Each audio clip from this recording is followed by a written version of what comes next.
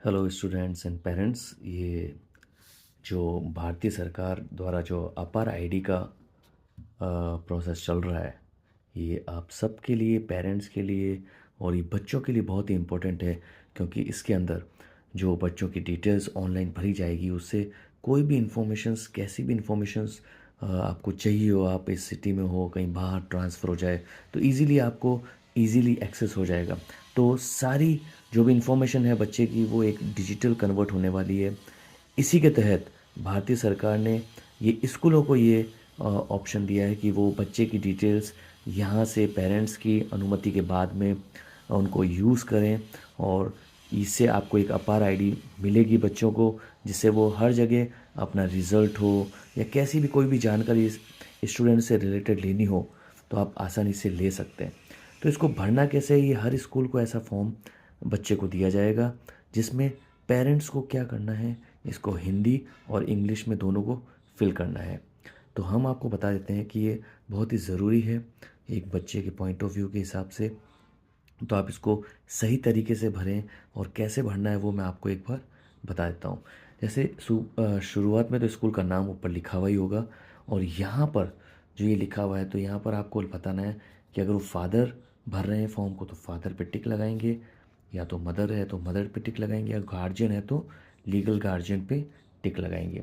अब यहाँ पर आपको अपना नाम भरना है, जो भी पिताजी हैं वो अपना नाम भरेंगे। तो यहाँ पर आएगा फादर नेम, तो यहाँ पर आपको फादर नेम भरना है।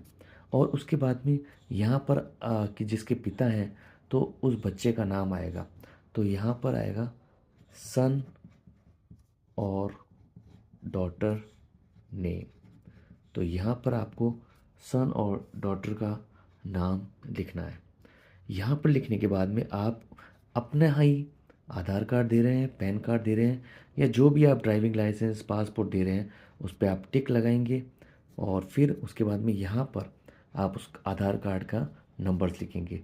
तो जो 16 अंकों का जो डिजिट नंबर होता है, जो भी है, वो आप यहाँ पर लिख देंगे। इस तरह से आप 16 अंकों का डिजिट यहाँ पर लिखेंगे। ये 3 चीज़ें करने के बाद में आप देखेंगे नीचे जो आपने डेट अभी भरी, जो फॉर्म भरा है, उसकी आज की डेट आप डाल देंगे। तो जैसे मान लीजिए आज डेट है हमारी 2 दिसंबर, तो हमने यहाँ पर 2 दिसंबर डाल दिया। और जगह कौन सी है, तो जैसे हमने यहाँ पर जगह लिख दिया जोधपुर, तो यहाँ पर हमने लिख दिया जोधपुर, इस तरह से। और यहाँ पर पिताजी के हस्ताक्षर आएंगे, तो यहाँ पर फादर अपने साइन करेंगे। ठीक है, ये भरने के बाद में ये आपको स्कूल बच्चे के हाथ से या उसके बैग में डाल दें, जिससे आप बच्चे को देंगे। और ये बच्चा वापस क्लास टीचर को देंगे, स्कूल के अंदर ये जमा होगा, और फिर उस बच्चे की अपर आईडी एक जनरेट होगी, जिससे बच्चे के फ्यूचर में, भविष्य में उसके लिए बहुत ही काम आएगी। अब ऐसा ही आपको इसका एक हिंदी फॉर्म भी होगा, जो कि आपको दिया जाएगा, पीछे की तरफ प्रिंट होगा। इसमें भी आपको यही करना है। बस इसमें आपको करना ये है कि आप सबसे पहले विद्यालय का नाम लिखेंगे, जो भी आपके विद्यालय का नाम है, यहाँ स्कूल का नाम आ जाएगा, स्कूल नेम हिंदी में लिखना है आपको, स्कूल का नाम। फिर विद्यार्थी सहमति प्रदाता का नाम, यानी कि आपका पिताजी का नाम आएगा यहाँ पर, तो यहाँ पिताजी का नाम आपको लिखना है। यहाँ पिताजी का नाम आएगा,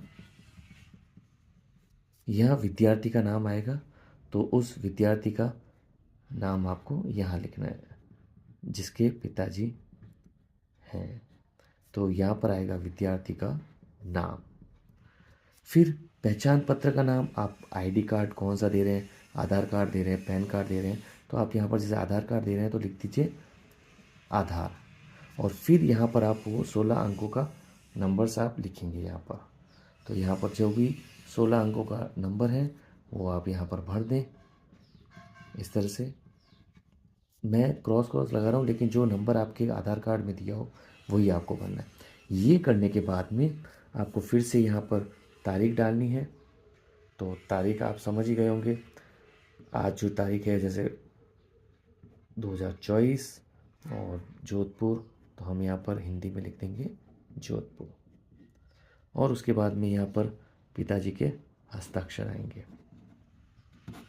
और ये जो पार्ट है ये आपको खाली छोड़ना है, ये पेरेंट्स के व्यू के लिए नहीं है, ऑफिस वर्क के लिए है। तो ये स्कूल अपने आप इसको भरेंगे और आगे प्रोसीड करेंगे। तो आई होप आपको समझ में आ गया होगा कैसे हिंदी और इंग्लिश कार्ड भरना है। तो आप इसी को भरें और अपनी जानकारी देकर, अपनी पुष्टि कर कर आप इस फॉर्म को जल्द से जल्द बच्चों को वापस दें और वो स्कूल में जमा कराएंगे। Thank you so much.